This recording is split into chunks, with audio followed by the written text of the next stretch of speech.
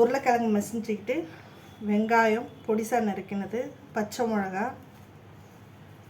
கொத்தமல்லி, புதினா, அதோட கரம் மசாலா கொஞ்சம் சேர்த்துக்கலாம். காஞ்ச மிளகா இடித்து வச்சது அது கொஞ்சம் சேர்த்துக்கலாம். சால்ட் உப்பு தேவையான அளவு போட்டுக்கலாம்.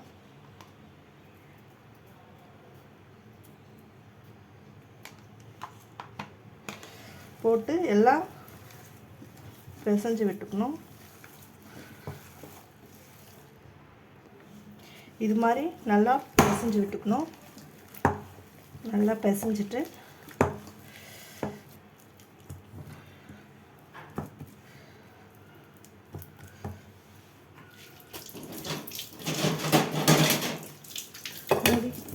வச்சிடலாம். நெக்ஸ்ட்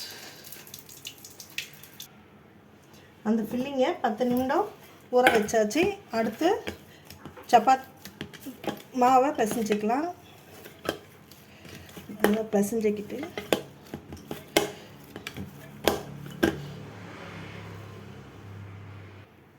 பிசைஞ்சு எடுத்துட்டு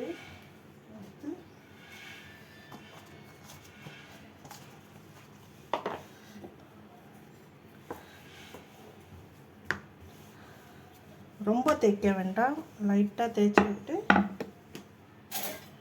இந்த ஃபில்லிங் எடுத்து இதில் வச்சுக்கலாம்.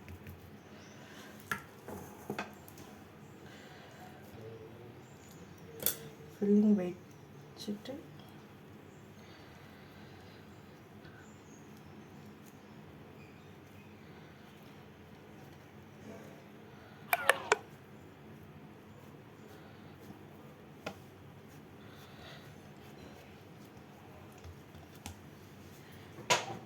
லைட்டாக ஆயில் விட்டுக்கலாம்.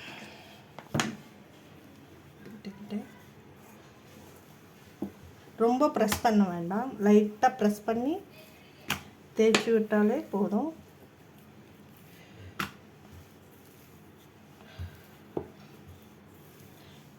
இது மாதிரி தேய்ச்சி விட்டால் போதும். அடுப்பில் தோசை கடை வச்சுக்கிட்டு அது காஞ்சதும் லைட்டாக எண்ணெய் விட்டால் போதும். நம்ம தேய்ச்சி வச்சோம் இல்லைங்களா, அதை எடுத்து அப்படியே போட்டு விட்டால் போதும்.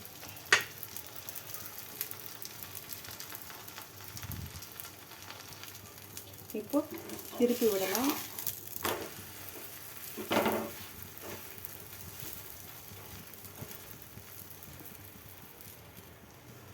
இப்போ இன்னொரு பக்கமும் திருப்பி எடுத்துக்கலாம்.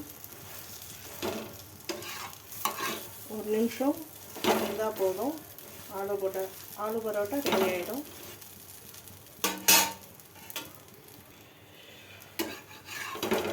இது உருளைக்கிழங்கு வெங்காயம் எல்லாம் வச்சுருக்கிறதுனால சாப்பிடும்போது நல்லா சுவையாகவும் இருக்கும், சாப்பிட்றதுக்கு நல்லாவும் இருக்கும். இது எல்லோரும் ட்ரை பண்ணி பாருங்கள். லைட்டாக எண்ணெய் விட்டால் போதும். ரெண்டு பக்கம் திருப்பி இந்த மாதிரி நீங்களும் செஞ்சு சாப்பிடுங்க, நல்லா சுவையாகவும் இருக்கும். என் சேனலை சப்ஸ்கிரைப் பண்ணுங்கள். தேங்க்யூ.